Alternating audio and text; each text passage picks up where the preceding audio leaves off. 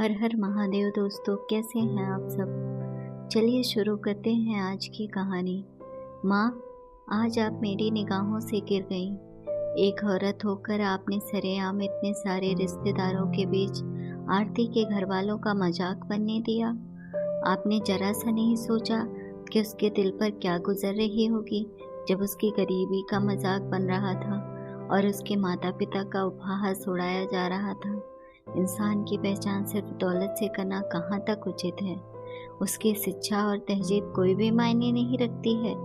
रितु अपनी भाभी को इस तरह अपमानित होते हुए नहीं देख पाई, तो उसने नीरजा जी को अंदर बुलाया और कहा कि कल आपकी बेटी के साथ उसके ससुराल में भी ऐसा व्यवहार होता है तो आपको कैसा लगेगा। मेरी बेटी के साथ ऐसा क्यों होगा।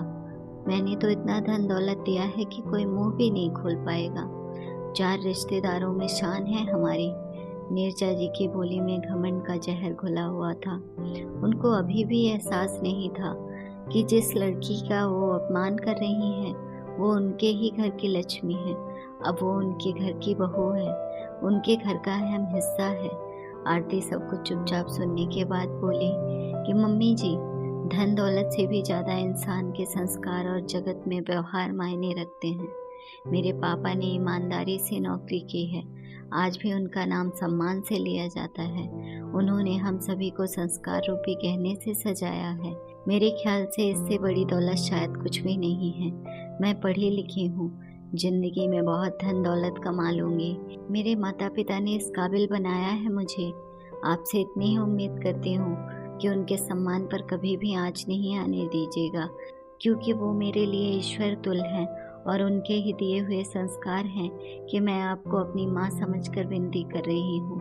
नीरजा जी के पास कोई जवाब नहीं था, क्योंकि उन्होंने गलत व्यवहार किया था, जो बात उनकी बेटी रितु को भी अच्छी नहीं लगी थी। बेटी किसी की भी हो, उसके घर वालों का अपमान करने का हक किसी को नहीं है। अगर आपको हमारी ये छोटी सी कहानी पसंद आई हो तो अपने दोस्तों के साथ भी शेयर कीजिए और कमेंट में ज़रूर बताइए कि कैसी लगी ये कहानी। और हाँ, ऐसे ही अच्छी अच्छी कहानियों के लिए चैनल को सब्सक्राइब करना ना भूलें। जल्द ही मिलते हैं अगले कहानी में। धन्यवाद दोस्तों।